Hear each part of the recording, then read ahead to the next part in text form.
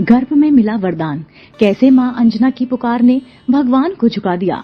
कहते हैं भगवान सबके होते हैं, पर हनुमान सिर्फ भगवान राम के, और राम वो बिना हनुमान के नहीं। दुनिया चले न श्री राम के बिना, राम जी चले न हनुमान के बिना।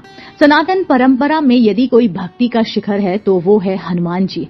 भक्त लेकिन भगवान जैसे, सेवक लेकिन युग निर्माता। आज हम जानेंगे भक्ति, बल, वैराग्य और विरह से जन्मे इस चिरंजीवी देव की उत्पत्ति की कथा, उनकी गुप्त शक्तियां और उनके अद्भुत विवाह प्रसंगों की रहस्यमयी गाथा।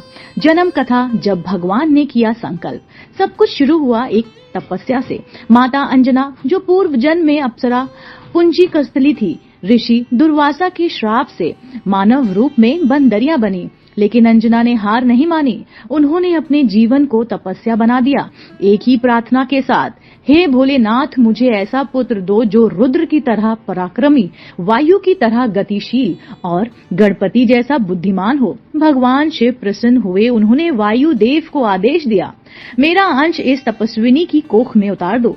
वायुदेव ने अदृश्य रूप से यज्ञ की दिव्यता अंजना के गर्भ में समाहित की और एक दिव्य संतान का बीज पड़ गया।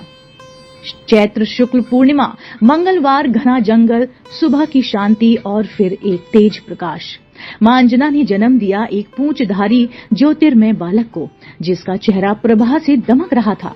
भगवान शिव का रौद्र रूप, वायुपुत्र का तेज और अप्सरा की तपस्या। यही थी हनुमान की कहानी। उनके जन्म पर पूरे ब्रह्मांड में एक अलौकिक लहर दौड़ गई। वायुदेव बोले, इसका नाम होगा हनुमान, यह अमर रहेगा, राम कार में अडिंग रहेगा। क्या आपने कभी सोचा है हनुमान वानर रूप में ही क्यों जन्मे? ये कहानी जुड़ी है नारद जी के क्रोध से। जी हाँ, एक बार नारद जी को एक राजकुमारी से प्रेम हो गया।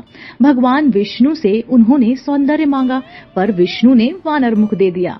नारद जब स्वयंवर में पहुंचे तो उनका उपहास हुआ। अपमानित होकर उन्होंने विष्णु को श्राप दे डाला, एक दिन तुम्हें अपने कार्य के लिए वानरों की ही सहायता लेनी पड़ेगी। वही श्राप बना वरदान। हनुमान बने राम जी के संकट मोचन। रचना के पहले रचनाकार हनुमान लेखक। जी हाँ, क्या आप जानते हैं वाल्मीकि से भी पहले हनुमान जी ने राम कथा लिखी थी। शिला पर नाखूनों से इतनी दिव्य थी वो कथा कि स्वयं वाल्मीकि ने अपनी रामायण को छोटा मानकर आंखों में आंसू भर दिए। शास्त्र भी कहता है हनुमान सिर्फ शक्ति नहीं, वो विद्वता के भी आदर्श हैं। बहुत लोग हनुमान को बाल ब्रह्मचारी मानते हैं, पर क्या आप जानते हैं कि उन्होंने विवाह भी किया था? सुरवृषा से विवाह किया था ज्ञान प्राप्ति के लिए। जब सूर्यदेव ने अंतिम 4 विद्याएं सिर्फ विवाहित को देने की बात कही तो हनुमान जी ने उन्होंने शिक्षा के लिए सूर्य की तपस्वी पुत्री से विवाह कर लिया। अगन्य कुसुमा, रावण की पुत्री, जो हनुमान द्वारा युद्ध में रावण की पराजय के बाद शांति संघी स्वरूप उन्हें दी गई। सत्यवती, वरुण देव की पुत्री, जो हनुमान के तेज और युद्ध कौशल से प्रभावित होकर उनसे विवाह बंधन में बंधी। लेकिन हनुमान जी ने कभी गृहस्थ जीवन नहीं अपनाया। तीनों विवाह कर्तव्य, शिक्षा और धर्म रक्षा के लिए किए।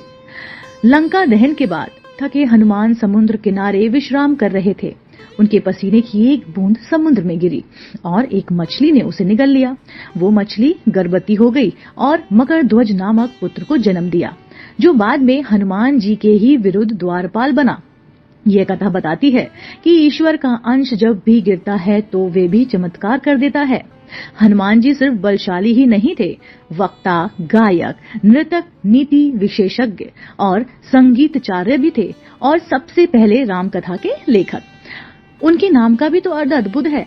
हनुमान, हा से ब्रह्मा, नु अर्चना, मां लक्ष्मी, ना पराक्रम। हनुमान जी उन 7 चिरंजीवी में से एक हैं जो आज भी पृथ्वी पर विद्यमान हैं।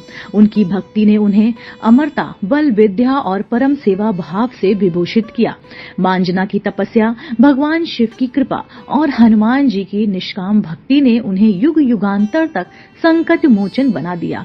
अगर कभी आपको लगे कि दुनिया से हार गए हो तो बस एक बार जय बजरंग बली कहिएगा और देखिएगा कैसे एक अदृश्य शक्ति आपके भीतर जाग उठती है। हनुमान सिर्फ पौराणिक पात्र नहीं, वो ऊर्जा है जो भक्ति, बुद्धि और बल का संगम भी है। अगली कड़ी में जानेंगे हनुमान और संजीवनी की असंभव उड़ान जब समय को मात दे दी गई। इस कथा को शेयर जरूर कीजिएगा, शायद कोई माँ आज भी एक और हनुमान को जन्म देने की तपस्या कर रही हो।